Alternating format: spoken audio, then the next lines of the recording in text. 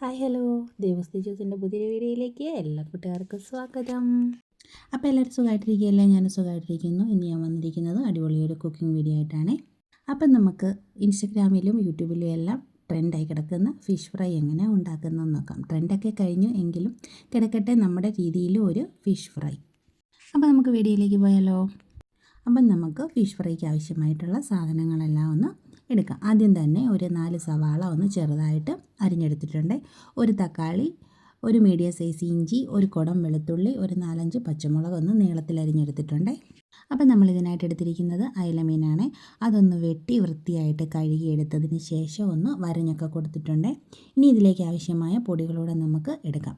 ഒരു 4 table spoon മുളക് പൊടി, 1 ടേബിൾ സ്പൂൺ കുരുമുളക് പൊടി, ഒരു നുള്ള് മഞ്ഞൾപ്പൊടി എല്ലാം ഒന്ന് എടുത്ത് വെച്ചിട്ടുണ്ട്. പിന്നെ ഒരു നെല്ലിക്ക വലിപ്പത്തിൽ പുളിയെടുത്ത് അതൊന്ന് കുതിരാനായിട്ട് വെള്ളത്തിലിട്ടിട്ടുണ്ട്. ഇനി ഒരു ചട്ടിയെടുത്ത് അടുപ്പത്ത് വെച്ച് ചട്ടിയൊന്ന് ചൂടായി കഴിയുമ്പം ആവശ്യത്തിന് ഓയിൽ ഒഴിച്ച് കൊടുക്കുന്നുണ്ട്. ഓയിലെല്ലാം നല്ലതുപോലെ ചൂടായി കഴിയുമ്പം അതിലേക്ക് അരിഞ്ഞ് വെച്ചിരിക്കുന്ന ഇഞ്ചി വെളുത്തുള്ളി എല്ലാം ഒന്ന് ആദ്യം ഇട്ട് കൊടുത്ത് നന്നായിട്ടൊന്ന് വഴറ്റിയെടുക്കാം. അതെല്ലാം ഒന്ന് നന്നായിട്ട് വഴന്നതിന് ശേഷം അരിഞ്ഞ് വെച്ചിരിക്കുന്ന സവാളയും കൂടി ഇട്ട് കൊടുത്ത് നന്നായിട്ട് വഴറ്റിയെടുക്കാവേ. ചിലവരൊക്കെ ചെയ്യുമ്പോൾ ആദ്യം എണ്ണ ഒഴിച്ചതിന് ശേഷം പൊടികൾ ഇട്ട് കൊടുക്കുന്നത് കാണാവേ. അതിനേക്കാളും എനിക്കൊന്നുകൂടെ നന്നായിട്ട് തോന്നുന്നത് ഇതെല്ലാം ഉള്ളിയും വെളുത്തുള്ളിയെല്ലാം വഴറ്റി കഴിഞ്ഞിട്ട് പൊടികൾ ചേർക്കുന്നതാണ്. അപ്പോൾ നമ്മുടെ ഇഞ്ചി വെളുത്തുള്ളി സവാളയെല്ലാം നന്നായിട്ട് വഴന്നു വന്നിട്ടുണ്ട്. ഇനി നമുക്ക് ചെറുതായിട്ട് അരിഞ്ഞു വെച്ചിരിക്കുന്ന തക്കാളിയും നീളത്തിൽ അരിഞ്ഞു വെച്ചിരിക്കുന്ന പച്ചമുളകും കൂടി ഇട്ട് നന്നായിട്ട് ഒന്നുകൂടെ ഒന്ന് വഴറ്റിയെടുക്കാവേ. അപ്പം നമ്മുടെ സവാളയും തക്കാളിയും പച്ചമുളകും എല്ലാം നന്നായിട്ട് എണ്ണയിൽ കിടന്ന് വഴന്നു വന്നിട്ടുണ്ട്. ഇനി ഇതിലേക്ക് നമുക്ക് ആവശ്യത്തിന് കറിവേപ്പിലയും കൂടി ഇട്ട് കൊടുത്ത് നന്നായിട്ടൊന്ന് മിക്സ് ചെയ്യാം.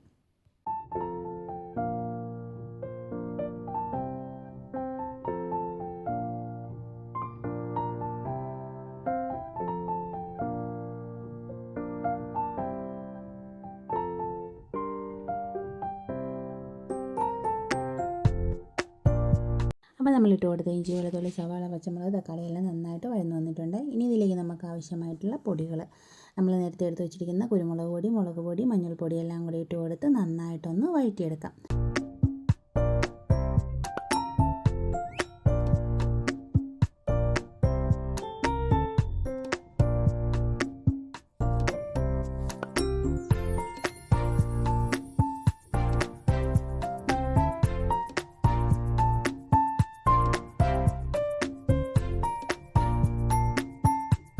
അപ്പോൾ എല്ലാം നന്നായിട്ട് വഴന്നു വന്നിട്ടുണ്ട്. ഇനി ഇതിലേക്ക് നമ്മൾ നേരത്തെ എടുത്ത് വെച്ച പുളിവെള്ളം ഒഴിച്ച് കൊടുത്ത് നന്നായിട്ടൊന്ന് തിളപ്പിച്ചെടുക്കാം.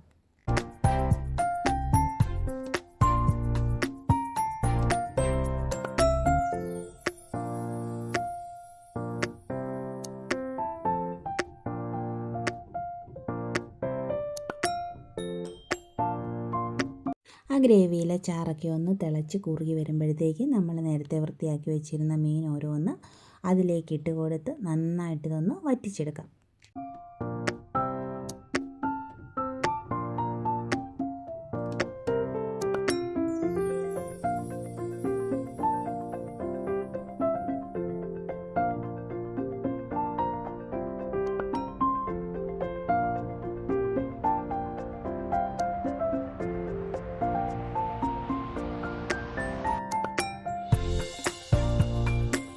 അപ്പം നമ്മുടെ ഗ്രേവിയെല്ലാം വറ്റിക്കുറുകി അടിപൊളിയായിട്ട് കിട്ടിയിട്ടുണ്ട്.